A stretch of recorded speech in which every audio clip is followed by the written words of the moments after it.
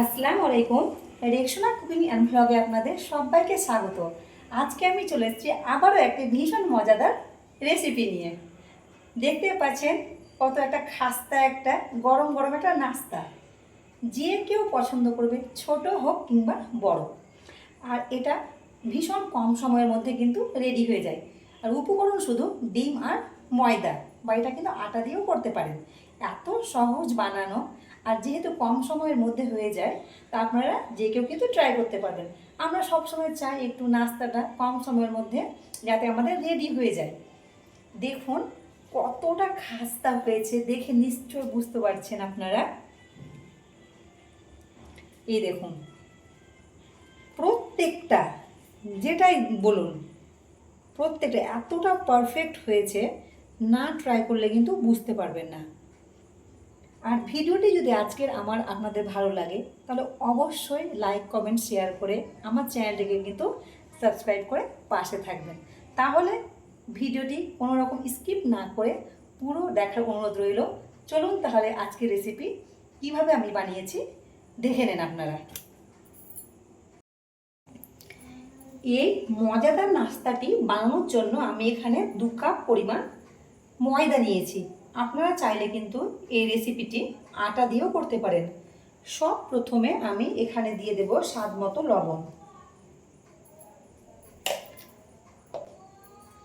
তারপর এখানে নিয়েছি আমি সাদা তেল, 3 চামচ মতো নিয়েছি, দিয়ে দিলাম।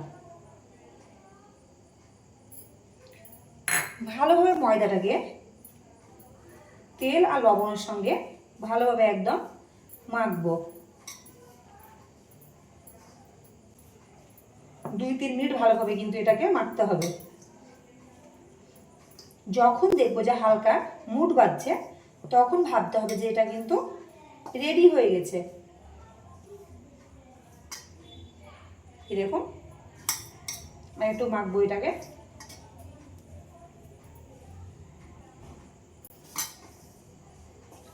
ময়দাটা ভালোভাবে এবার মাখা হয়ে গেছে।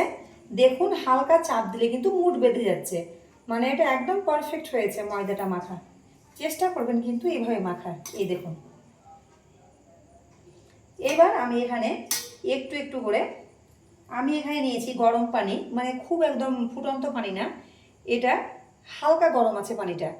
একটু একটু পানিটা দেবো আর ময়দাটাকে ভালোভাবে একটা ডো রেডি করব।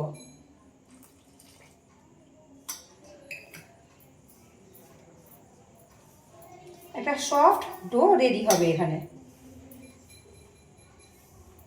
অল্প অল্প করে দিলে কি হবে, ডোটা পারফেক্ট হবে। আর বেশি দিয়ে দিলে কিন্তু নরম হয়ে যেতে পারে ডোটা। সফট করে ডোটা মাখা আমার হয়ে গেছে। এই দেখুন, দেখে বুঝতে পারছেন কতটা সফট করেছি। এইবার এই ময়দার উপরে আমি একটু তেল দিয়ে দিলাম, তাহলে কি উপরটা কিন্তু ড্রাই হয়ে যাবে না। যেহেতু আমি এই ডোটাকে 10 থেকে 15 মিনিটের জন্য ঢাকা দিয়ে কিন্তু রেস্টে রেখে দেব।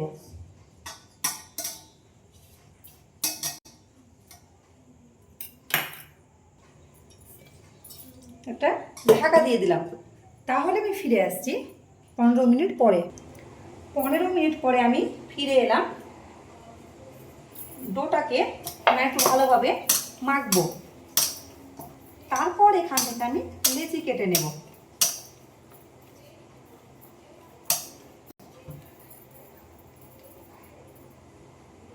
আমি এই লেচিটাকে 4 ভাগে ভাগ করব। এখানে আমার 4টে লেচি কাটা বা গুলি করা হয়ে গেছে। এটাকে আমি একটু সাইডে সরিয়ে দিচ্ছি।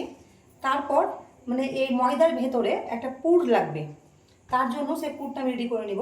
এখানে আমি নিয়েছি একটা বড় সাইজের পেঁয়াজ, কুচি করে নিয়েছি, মিহি করে কুচিয়েছি। আর তার সঙ্গে আমি 2টো কাঁচা লঙ্কা দিয়ে দিয়েছি। আপনারা যে যেমন ঝাল খেতে পছন্দ করেন অবশ্যই কিন্তু এখানে ঝালটা কিন্তু দেবেন।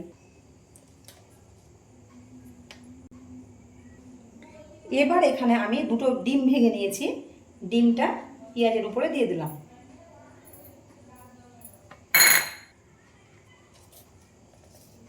দিয়ে দিলাম স্বাদ মতো লবণ, 5 চামচ হবে গরম মশলার গুঁড়ো,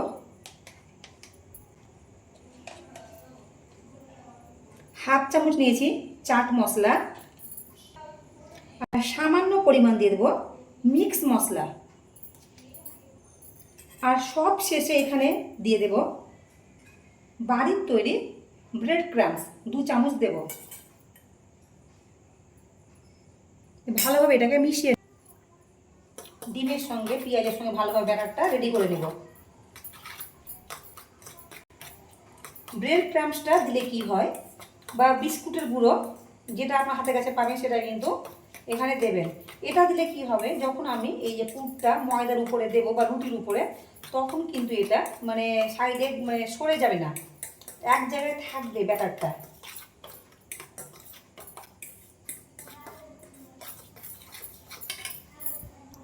ভেতরের পুরটা তাহলে একদম রেডি। এবার যে লেচিগুলো কেটে রেখেছি বা গুলি করেছি সেটাকে আমি রুটির মতো বেলে নেব, কিন্তু একদম পাতলা করে বেলতে হবে। বেলনা পিড়ে নিয়ে নিয়েছি, একটা গুলি আমি দিয়ে দিলাম, পাতলা করে একদম এটাকে আমি বেলবো। আমার একটা রুটি বেলা হয়ে গেছে, দেখুন কতটা পাতলা করে বেলেছি, রুটির থেকে কিন্তু পাতলা। এই একই রকমভাবে আমি বাকি যে গুলিগুলো আছে সেগুলোকেও বেলে নেব। এই দেখুন আমার 4টে রুটি বেলা হয়ে গেছে, দেখে বুঝতে পারছেন কতটা কিন্তু পাতলা করে বেলেছি।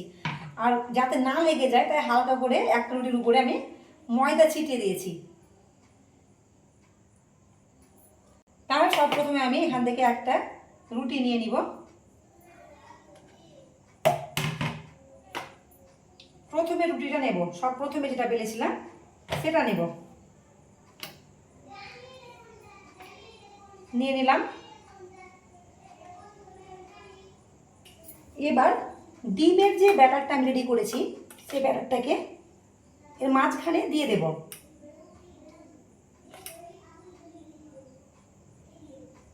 এবার হালকা হালকা করে সাইডে একটু ছড়িয়ে দেব। দেওয়া হয়ে গেছে। এবার এই রুটির চারি সাইডে আমি পানি লাগিয়ে দেব, যাতে এর উপরে আমি আর একটা কিন্তু রুটি আটকাবো, যাতে ভালোভাবে সেট হয়ে যায়।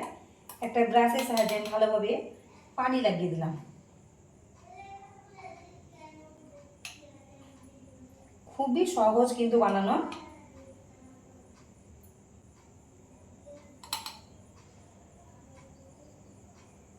পানি লাগানো হয়ে গেছে আমার।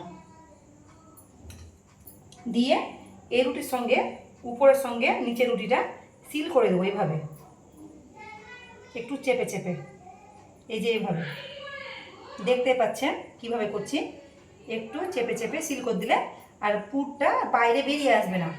এই যে এইভাবে, যেহেতু পানি দিয়েছি সহজে কিন্তু এটা আটকে যাবে। একই রকমভাবে পুরোটা দেখুন সম্পূর্ণভাবে আমার সিল করা হয়ে গেছে। এবার এটাকে আমি তেলে ভেজে নেব। আমি একটা ফ্রাই প্যান বসিয়ে দিয়েছি, তাতে দিয়ে দিয়েছি একটু বেশি পরিমাণে তেল। আপনারা যদি চান কিন্তু খুব অল্প তেলেও কিন্তু এটা করতে পারেন, খুব যে বেশি ভাসান তেল তা কিন্তু দিইনি, মিডিয়াম একটা তেল আমি কিছুটা পরিমাণ দিয়েছি, যাতে ভাজতে আমার সুবিধা হয়। তেলটা হালকা গরম হয়ে গেছে। এবার আমি এটাকে সাবধানে কিন্তু খুব দিতে হবে, যেহেতু পাতলা করে বেলেছি খুবই।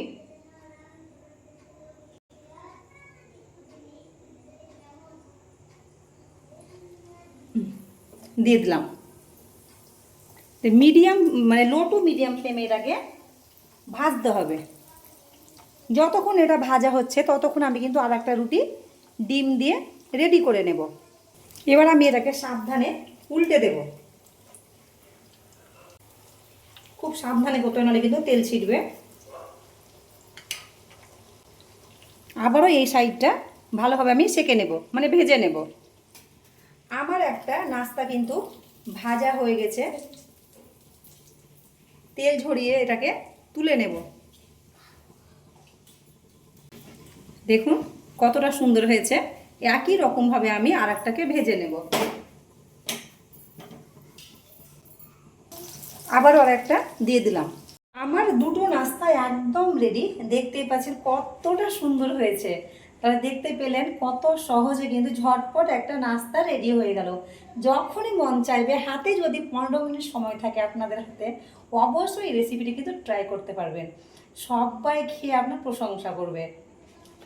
তাহলে প্রথমে যেটা আমি করে দিয়েছি সেটাকে প্রথমে কাটবে। এত পরিমাণে খাস্তা হয়েছে রেসিপিটা, যে কেউ কিন্তু ছোট থেকে বড় সবাই পছন্দ করবে। এটাকে এবার আমি একটু কাট করে নিব, দিয়ে এটা পরিবেশন করব সসের সঙ্গে। তাহলে কাট করে নিচ্ছি আমি।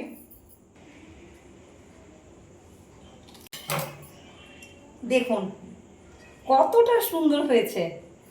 একই রকমভাবে আমি আর একটা নাস্তা কাট করে নেব, যে একটা থালার উপর নিয়ে নিব।